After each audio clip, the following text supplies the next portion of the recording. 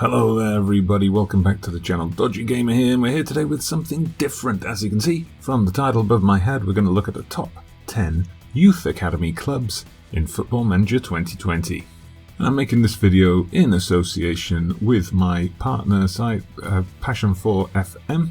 I'm part of the YouTube team there. They do have a much more comprehensive list going into many more clubs over on their website. The link's down in the description, but here's just a quick overview of 10 clubs that you might want to take a look at if you're interested in sourcing some Regen talent. So how did I go about finding these 10 clubs? Well, my method was quite scientific. Basically, I popped into the editor.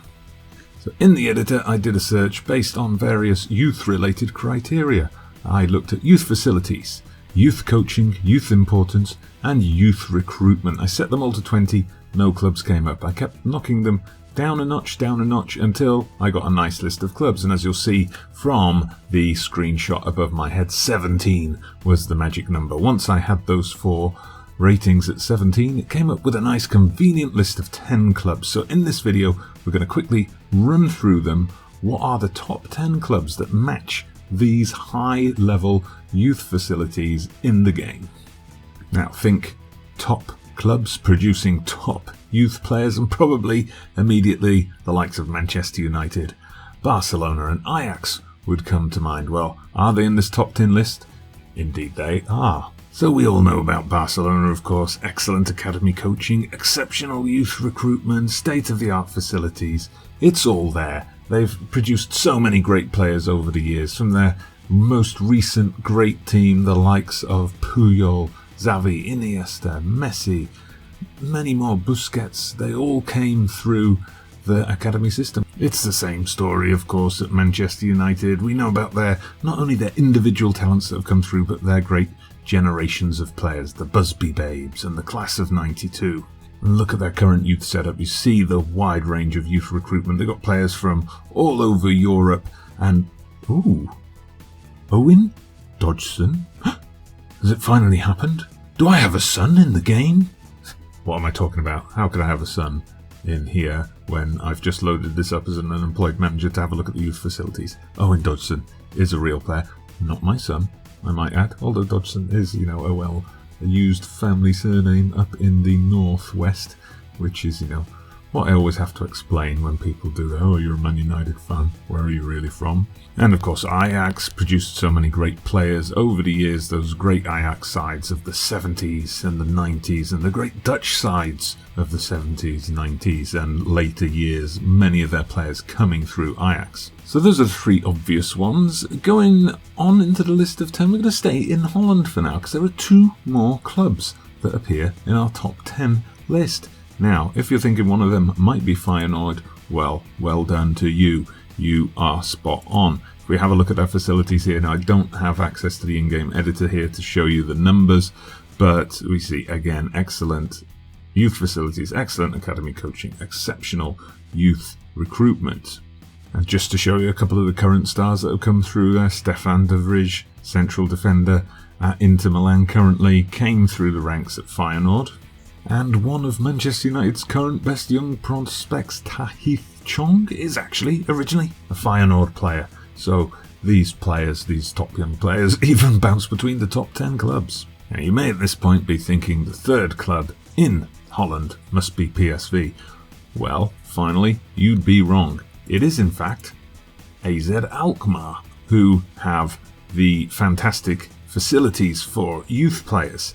Excellent academy coaching, exceptional youth recruitment, superb youth facilities. So this is a great club to look at if you're after some top quality youth talent. I mean, they've got some top young talent currently in their first team squad. Myron Boadu, for example, is someone who's come through the ranks.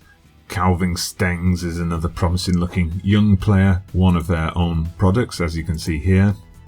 As is Teun Koopmeiners, who looks like a versatile player. Look at all those yellow stats there. I mean, that's one thing here, that these players, maybe they won't all be Wonderkids, they won't all be superstars, but they will be very solid players who are going to do a great job for you if you're managing like a mid-table Premiership team, a Championship team, or an equivalent in a top league elsewhere in Europe.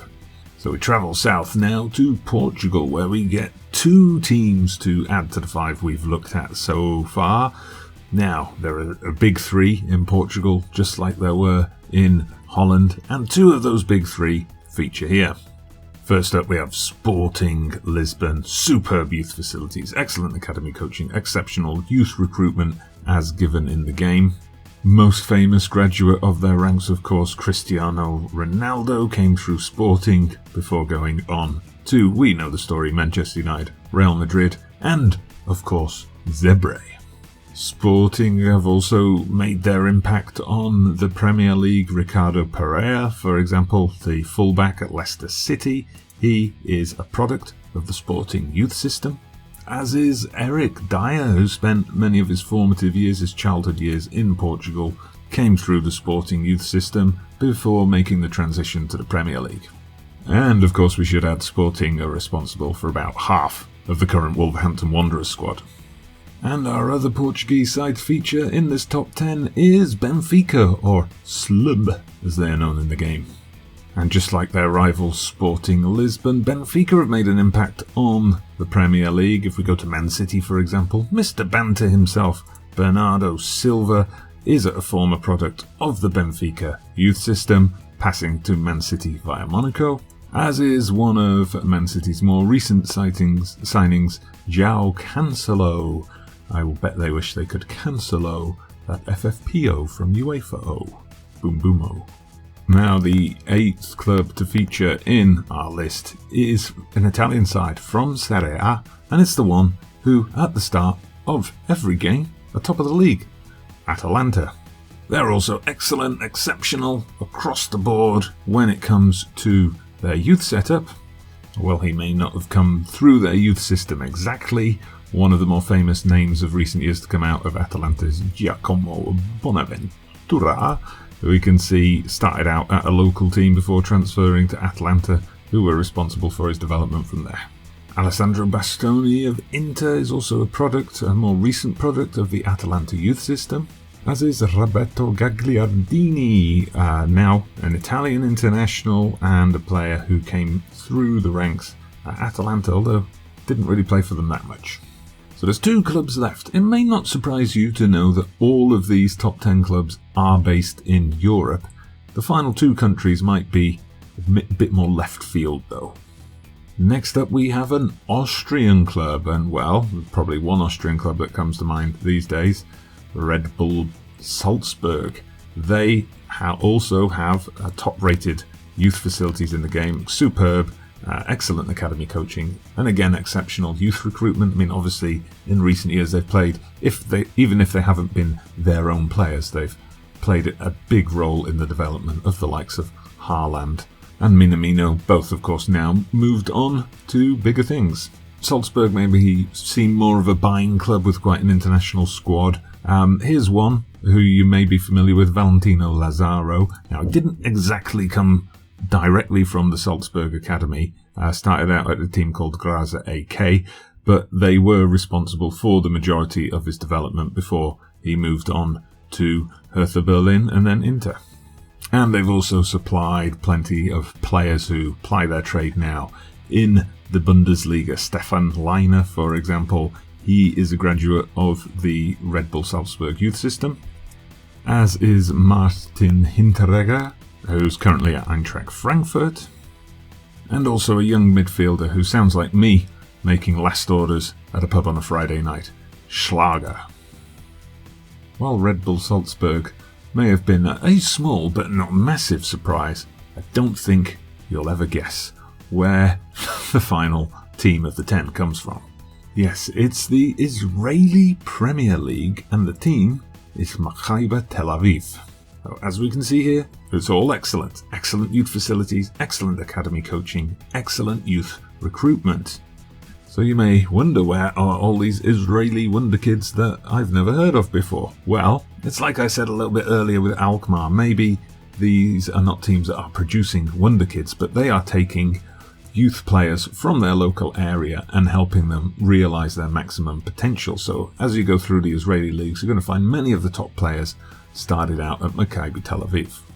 So here we've got Dor Peretz, one of their highest valued players, as you can see, he's Mciver Tel Aviv through and through. Also Dan Glazer, hopefully no relation to the Man United Glazers, also came through that way. He's actually wanted at the start of the game by quite a lot of clubs, quite Italian and MLS clubs, interestingly. And Dor Misha, I mean, obviously here at the Mciver Tel Aviv Youth Academy, they work on playing multiple positions. He's also, through and through, never even been on loan anywhere else. And again, although not someone who perhaps graduated right from a young age in that particular youth system, Munas Tabur is perhaps the best known player in the top European leagues who has developed as a youth player at that particular club.